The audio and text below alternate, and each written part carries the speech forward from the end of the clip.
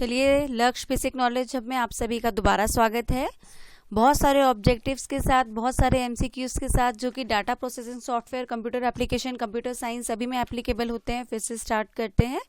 Full form of ओले, OLE का full form होता है ऑब्जेक्ट लिंकिंग एंड एमडिंग। क्या होता है गाइस? ऑब्जेक्ट लिंकिंग एंड एमडिंग, इसका फुल फॉर्म होता है ऑब्जेक्ट लिंकिंग एंड एमडिंग।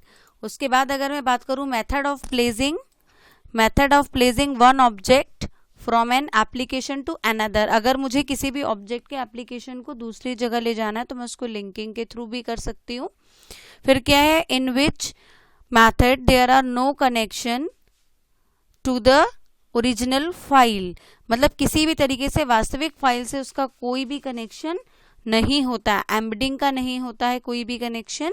अब हम आगे चलते हैं। ये वर्ड से रिलेटेड है, आपके माइक्रोसॉफ्ट ऑफिस से डीपीएस में ये इंक्लूडेड होता है। कैपिटल लेटर्स टाइप करने के लिए हम कैपिटल लेटर भी टाइप कर सकते हैं और वाइल प्रोसेसिंग शिफ्ट की भी कर सकते हैं गाइस। इसीलिए आपके ये दोनों ही आंसर सही हैं। तो इसीलिए गाइस इसका आंसर होगा आपका both A and B. Select text area is known as selection, ये तो सभी को पता है। की टू सिलेक्ट होल टेक्स्ट, एक बार में पूरी स्क्रीन अगर आपको एक साथ सिलेक्ट करनी है तब हम कंट्रोल ए टाइप करते हैं।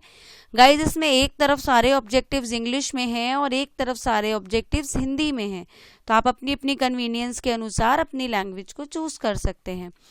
Which option? A square. अब ए स्क्वायर लिखना है या आपको 10th लिखना है या आपको 12th लिखना है, तो जो भी चीज़ आपको इस तरह से पावर फॉर्म में ऊपर लिखनी होती है हम उसको कहते हैं सुपर स्क्रिप्ट। क्या कहते हैं हम उसको? Super script. उसको कहा जाता है सुपर स्क्रिप्ट। सब स्क्रिप्ट किसको कहते हैं हम गाइस? जो हम नीचे लिखते हैं, जैसे H2SO4 लिखना है तो हम उसको कहेंगे सब स्क्रिप्ट। सुपर स्क्रिप्ट ऊपर पावर वाले को। Option to move text, text को मूव करने के लिए हम क्या क्या कर सकते हैं? या तो एडिट पे जाके कट कर सकते हैं या तो कंट्रोल एक्स भी कर सकते हैं। कंट्रोल एक्स कट का शॉर्टकट होता है गाइज, इसलिए इसका आंसर होगा both A and B. Option to find and replace, find and replace यहीं पे दिया है। कंट्रोल एफ इसका शॉर्टकट होता है और कंट्रोल एच रिप्लेस का। जब हम कंट्रोल एच प्रेस करते हैं तो रिप्लेस बॉक्स खुलता है, जब हम कंट्रोल एफ प्रेस करते हैं तो फाइंड बॉक्स खुलता है।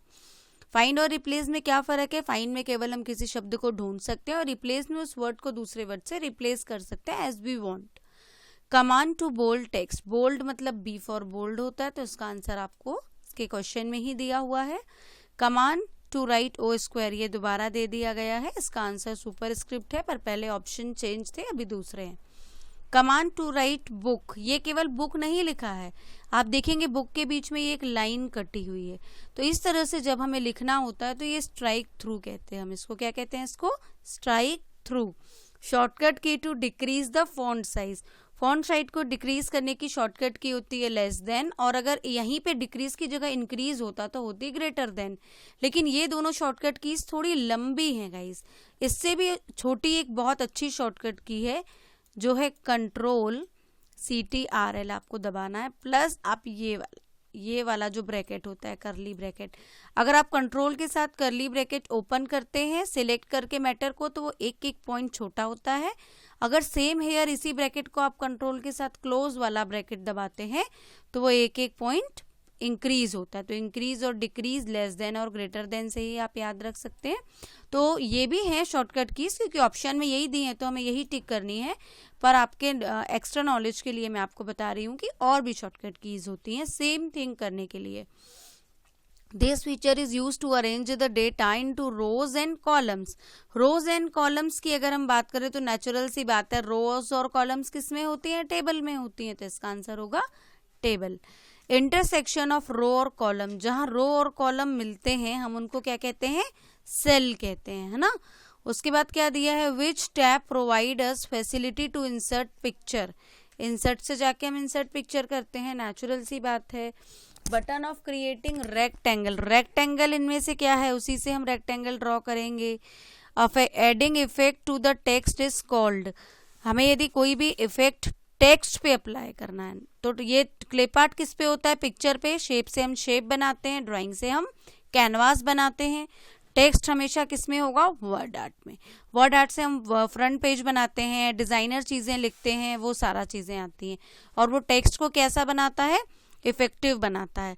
Tool to communicate data graphically, graphic से ही समझ में आता है कि सीधा सीधा इसका आंसर चार्ट होगा। Readymade shapes are available in, readymade shapes किस में अवेलेबल होते हैं आपके, बताइए। इंसर्ट टैब में, इंसर्ट टैब में आपके रेडीमेड शेप सारे अवेलेबल होते हैं। यहाँ से आप किसी भी शेप्स को उठा करके ड्राइंग कर सकते हैं। स्पेलिंग एंड ग्रामर चेक करने को कौन से टैब में मिलता है भाई ये हमको मिलता है रिव्यू टैब में। कौन से टैब में मिलता है, रिव्यू टैब में। Future use to mass correspondence, mass correspondence का आंसर होता है guys mail merge, mail merge के थ्रू हम मास करस्पॉन्डेंस करते हैं। In Word you can add pictures, pictures हम फाइल से भी ले सकते हैं और ऑनलाइन भी ले सकते हैं, इसीलिए इसका आंसर होता है बोथ ए एंड बी। तो इस तरह से आप इनका यूज करते हैं। The ribbon in Access is organize into toolbar, इस तरह से आप ये सारे ऑप्शंस का यूज कर सकते हैं। बहुत सारे आपके ऑब्जेक्टिव्स दिए हुए हैं, मैं आपको और भी आगे बहुत सारी चीजें दिखाती हूँ। जैसे अगर मैं यहाँ से स्टार्ट करूँ, built in formula is known as, उसको हम क्या कहते हैं, फंक्शन जो बिल्ट इन होते हैं। बिल्ट इन फंक्शन भी कह सकते हैं, फॉर्मूला भी कह सकते हैं, इसीलिए इसका आंसर होगा ऑल ऑफ अबव। क्या आंसर होगा इसका, ऑल ऑफ अबव। ये रेज नहीं हो रहा है, चलिए मैं आगे चलती हूँ। फिर ये बता रहा है कि अगर हम इसमें रेफरेंस की बात करें तो इसका आंसर क्या होना चाहिए, बताइए। चलिए ये आप लोगों के लिए होमवर्क है, ये अपन नेक्स्ट वीडियो में पढ़ेंगे, है ना। कैसा लगा, आइए ये 2 क्वेश्चंस आप लोगों के होमवर्क्स हैं, आप ये दोनों अब रेडी करके रखिएगा। चलिए लाइक शेयर सब्सक्राइब करना ना भूलें। Thank you so much.